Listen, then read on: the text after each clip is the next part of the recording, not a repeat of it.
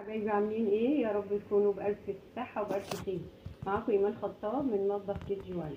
النهارده هعمل لكم كيكة البرتقال الهشة الجميلة، وهقول لكم على كل تكات واسرار الكيكة. هتبقى سهلة معاكي وهتعملي احلى كيكة توكليها لجوزك وولادك. اول حاجة بنجيب دقيق حلو من عند العطار او في دقيق مخصص للكيكة. المهم ان انا بدخل الدقيق مرتين، يعني من علامة نجاح الكيك انك تنخلي الدقيق مرتين.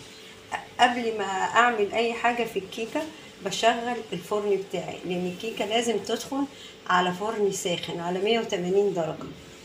فاحنا عندنا 3 كوبايات دقيق، عندي كوباية برتقان فريش عصرينه، عندي نص كوباية زيت على زبدة أو ممكن تكون زيت بس مش مشكلة، كوباية وربع سكر بحبها يعني حلوة شوية، 3 بيضات.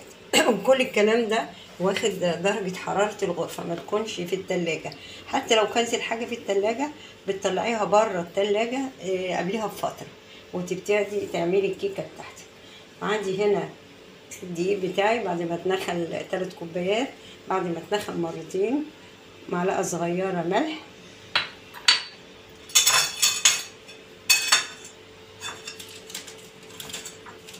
نجيب الباكت اللي انتوا عارفينه بتاع الكيكة،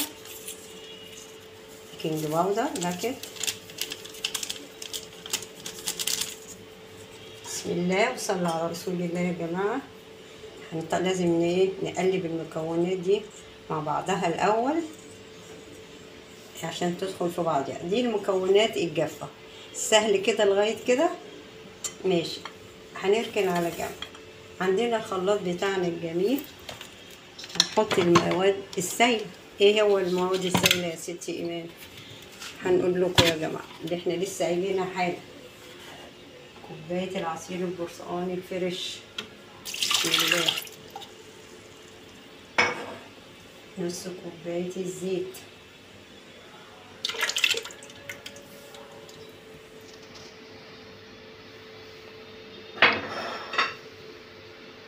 كوباية وربع سكر.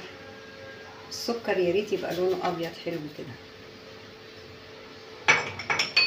والزيت يبقى نوعه نضيف لو هتحطي الزيت بس،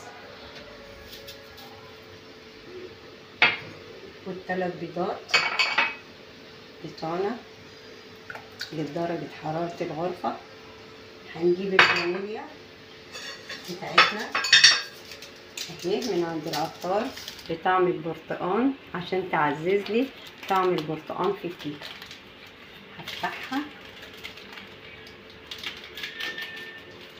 اهي، الله ريحتها برتقان فعلا جميل. بصوا لونها وريحتها يا جماعة، دي عند العطار سوبر ماركت.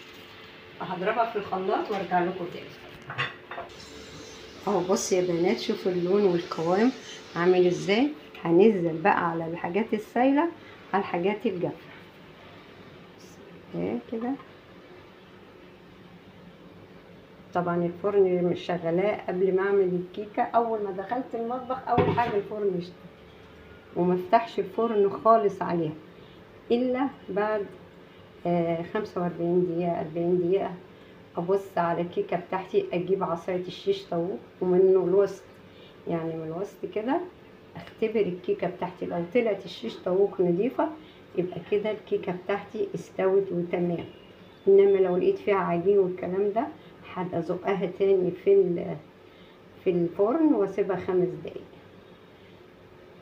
عايزه وشها يبقى احمر هشغل الشوايه بس تكون هاديه وراقب الكيكه بتاعتي. لكن طلعت حلوه يبقى تمام، وتتحط على الرف الاوسط في الفرن كده تطلع معاكي احلى كيكه. تاكليها لضيوفك، تاكليها لولادك مع كوبايه شاي، هينبسطوا منك جدا.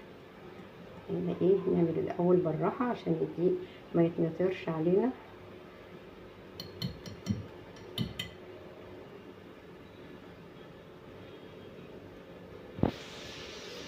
هنا بقى يا بنات انا جبت صينيه مقاس 26 او 28، دهنتها زيت وعفرتها بالدقيق ومشيتها كده وكده، ورحت ايه نفضت الدقيق الزياده.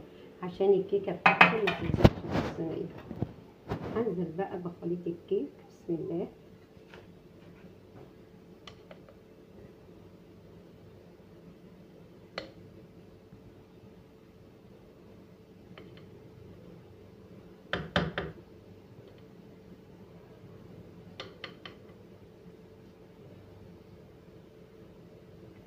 مش عايزه اقول لكم على ريحه البرتقال والفانيليا اللي هي بريحه البرتقال، عامله شغل عالي.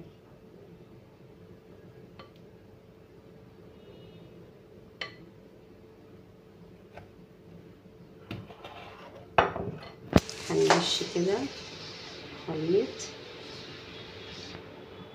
خبطه واحده كده بس، وهندخل على الفرن على طول، وما نفتحش عليها زي ما قلت لك الا بعد 45 دقيقه عشان ما يخشلهاش هوا. واللي بيقول الكيكه بتاعتي بتهبط ليه؟ عشان بتفتحي كل شويه الباب. لا، ما تتفتحش. ولو عندك مروحه شغلي، ما عندكيش مفيش مشكله. استني، اديني بص بنقطعها اهو.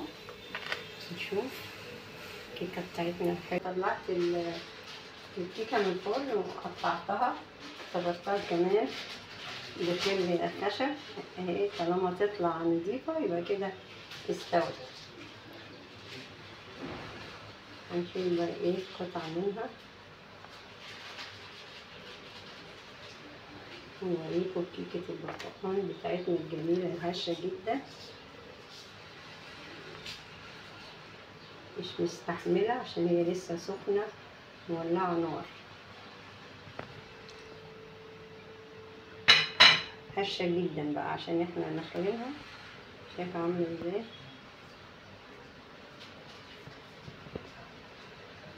احلى كيكه برتقال تعملوها في البيت.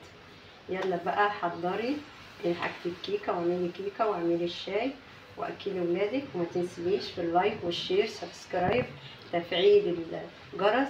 بحبكم يا احلى متابعين في الدنيا من داخل مصر وخارج مصر، واشوفكم في فيديو جديد. السلام عليكم ورحمه الله وبركاته. لو عايزه كيكه بالبرتقال هشه وجميله وطريه، ادخلي على اليوتيوب اتفرجي على الطريقه وشوفي طريقه الكيكه الجميله، ان شاء الله تعجبك. ما تنسيش في اللايك، ولو كنتيش مشتركه اشتركي. بحبكم في الله. السلام عليكم ورحمه الله وبركاته.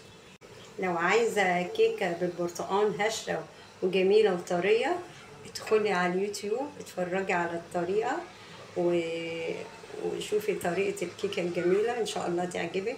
ما تنسيش في اللايك، ولو كنتيش مشتركه اشتركي. بحبكم في الله. السلام عليكم ورحمه الله وبركاته.